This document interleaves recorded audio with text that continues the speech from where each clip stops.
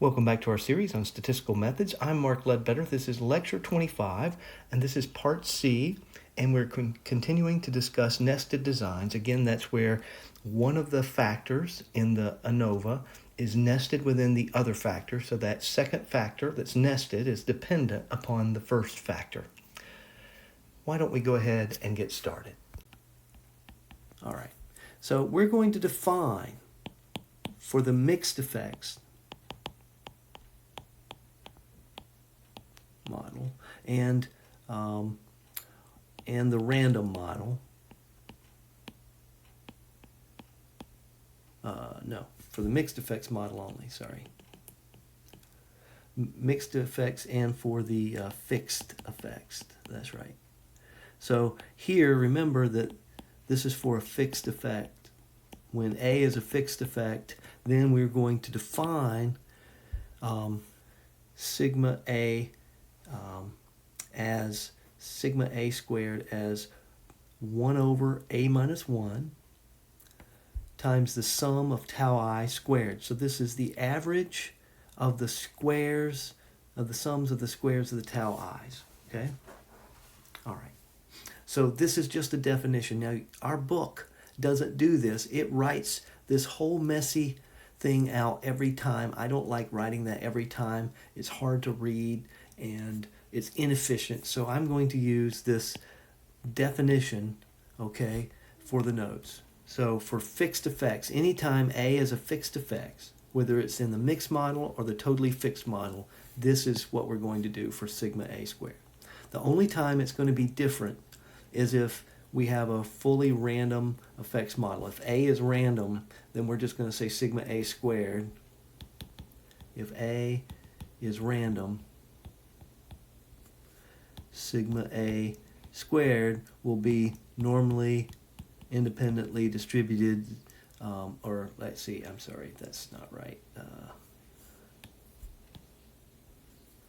We'll say that tau I is normally identically independently distributed 0 sigma A squared. So, and then this will be the variation, this will actually be a random quantity based on our sample. Right now, we're defining it based on a fixed effects where we're using, and remember here, we're saying that the sum of tau I, not squared, is 0. Right, so we have that assumption for fixed. Okay, so the expected mean square of A turns out to be B times N times sigma A squared, where sigma A squared in this case for the mixed model is this quantity over here.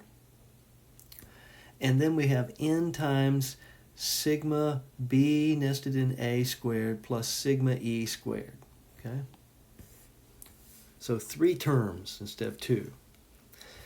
And I won't go through the calculations for this because it's really tedious, but you saw how we did this for the one-way fixed effects model, or actually one-way ANOVA model, and it's the same. It's just a lot more of the summations, and it's just a lot more tedious, but you could do it if you understand how to do the one-way fixed effects ANOVA expectations that we did earlier. All right, so you just have to be careful of the assumptions. Now, the expected value of the mean square of B nested within A is given by N times sigma B nested within A squared plus sigma E squared. Boy, I missed a lot of these corrections. So I'll correct that before I post these lecture notes on Moodle. And then the expected mean square error is sigma E squared. All right. So our hypothesis test.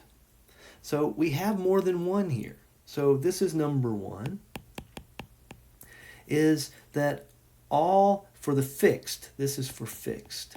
If factor A is fixed, then our null hypothesis is that all of the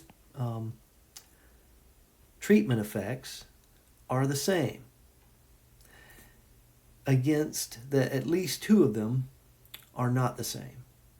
So this is no differences between or among treatment means, right? That's what those tau i's being equal means. Now, if the null hypothesis is true, so under the null hypothesis, both MSA and MSB nested within A are going to be estimates of the same thing, because in that case, sigma A squared, as we've defined it, would be equal to 0. So under the null, we're saying that there is no they're all the same. The tau i's are all the same, so there is no variation. The variance is equal to 0. If they're identical, the variance is equal to 0. So this term would go away under the null, and we'd be left with this term, which is the same as this. Okay?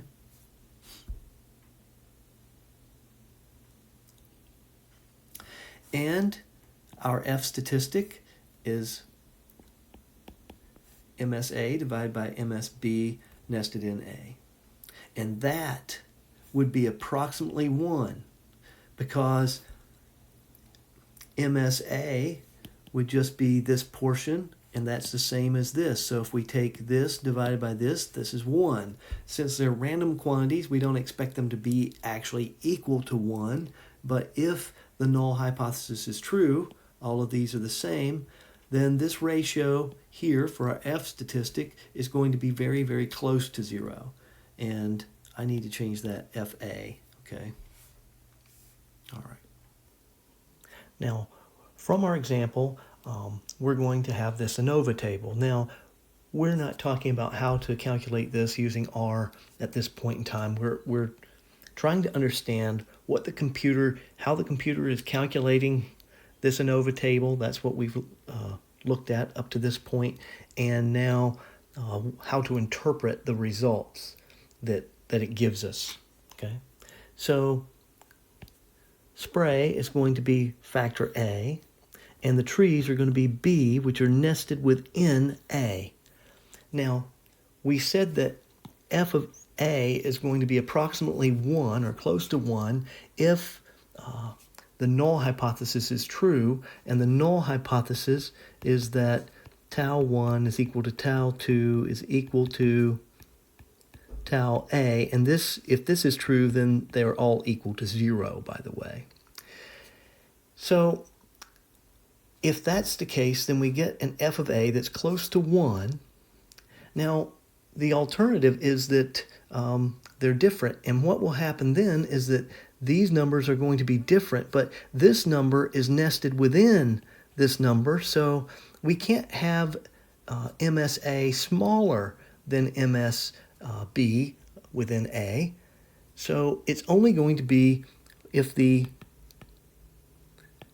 alternative is true, then F of A is going to be greater than 1 only. So when we're looking at the p-values, this might be confusing compared to what we've done before, because the p-value is based on a one-sided. So now we're looking at alpha, not alpha over 2 in this case. And so the critical value, if we wanted to look that up, would be F of alpha and 2 and 9 degrees of freedom. Remember, we're dividing these two quantities, right? That's what we're doing here. And so whatever's in the numerator, that's the numerator degrees of freedom, and the quantity that's in the denominator, that's the denominator degrees of freedom. All right? So we're not dividing by MSE, we're divided by MSB within A, okay? To test the effect of A, factor A, the spray in this case. And so we look this value up, the critical value, we get 4.26, and you notice that 11.54 is definitely larger than 4.26. We're going to reject the null hypothesis. And then we look at the p-value, and we see it's much smaller than 0.05. So the rejection region is if the p-value is less than alpha. So we're certainly going to reject the null. And both of those will always agree. The decision will always be the same. The p-value just gives you more precision to know, well, just how small could alpha be before I failed to reject the null. So alpha could be very small here, .00, say 4, and we would still reject the null. Okay, so let's talk about how to write this up correctly. So, and again, this will be put into the file, the computer file, the RMD file, so that you have all the text, and all you have to do is tweak it, right, to do the homework or project. So again, we start with, we test the hypothesis, there's the null, versus, this is another way to write the hypothesis that you saw earlier.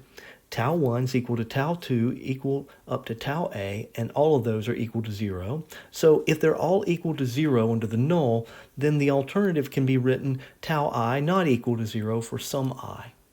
And at alpha equals 0.05, or whatever the significance level of the problem is, in the model, and the first time that we write up a test using this model, we need to be specific. So we have the model yijk equals tau I plus beta j within I.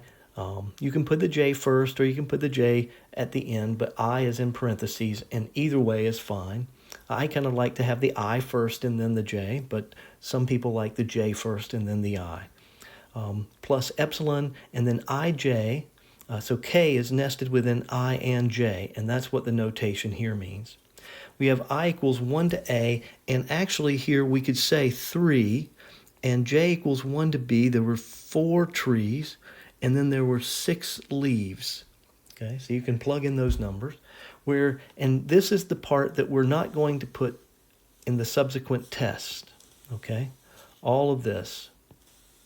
Here we've explained the model. So once you've done that the first time for an analysis, you don't need to do it for the next test. And if there's 3 factors or 4, whatever, then you don't need to repeat all this every single time. But the first time that you introduce the model, you should certainly do this. Say where tau I is the ith treatment effect, and we've put what it is. It's the spray. Beta I, so j within I, is the jth tree within the ith spray, and epsilon ij of k is the random error for the kth leaf on the jth tree within the ith spray. Now everyone can understand the model. We give the test statistic is f of a equals 11.54 with 2 and 9 degrees of freedom, so you really should say that. And then corresponding to a p-value of 0.0033. So our decision is we reject the null hypothesis. There exists, if we failed to reject, then this would be does not exist sufficient evidence to support the claim that, and here is the difficult part. So the nitrogen concentration, that's our Y, differs between or among. A lot of people will write among, and that means between. I like to write between. I think people understand that better. Sprays. This is our factor A. At a 95% confidence level, and here we go, tested with n equals 6 leaves from b equal 4 trees within each of the a equal 3 sprays. So we have shown explicitly how these are nested. The leaves are nested within the trees, which are nested within the sprays. Now, we have another test that we can perform, and this is the nested effect. In this case, the difference in, so these are trees. We want to know if there's variation among the different trees within the sprays. Okay?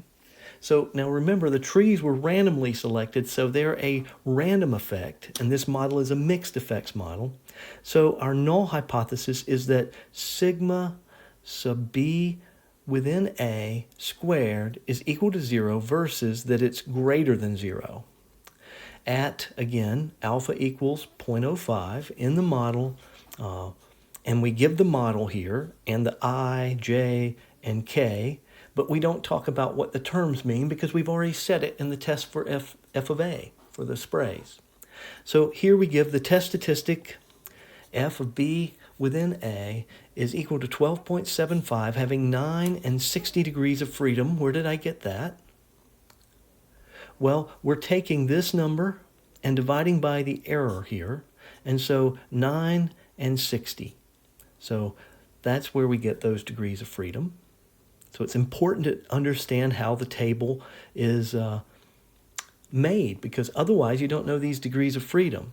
So it's really important to understand this. Degrees of freedom corresponding to a p-value. Again, when we have a small p-value, we just say less than 4 decimal places and a 1. Okay, so 0.0001. Okay, we don't put the exact value there. That is a bad practice to do. You're pretending like you're really that precise, and we're not. There's a lot of error in the computations when we get numbers that small. So you don't need to pretend or try to fool someone into thinking inadvertently, I know, but that's what you're doing. You are misleading them and saying we are this precise with our results, and we are not. So that's why it's good practice to say less than 0.0001 when we have a tiny p-value. Again, we reject the null. There exists, or if we fail to reject, it would be there does not exist sufficient evidence to support the claim that there is a difference in nitrogen concentration between trees nested within each spray. This means there is a significant amount of variation between the trees within each spray. So the trees are contributing to the variation. At a 95% confidence level, again tested using n equals 6 leaves from each of b equals 4 trees nested within each of a equals 3 sprays. Anyone who reads this should be able to understand what we're concluding from this, and that is our goal. A large majority of the time, we are presenting our results to people who do not know statistics, so we need to do it in such a way that is not only precise in case they do know statistics, but is also understandable in general terms. We want them to feel like they understand the results thoroughly. If there were no differences between the trees, then we would say that all the sampling variation would be between the leaves. So in other words, if sigma b nested within a squared is equal to 0. If the null hypothesis, which says this, was true, then all of the variation would be between the leaves. All right, that's it for this video.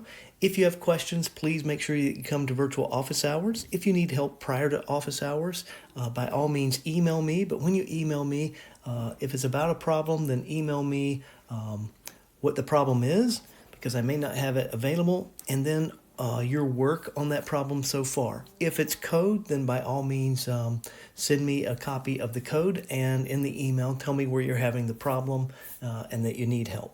And I will get back to you as soon as it's possible. Please take care of yourself and stay safe, because we want to see you here next time.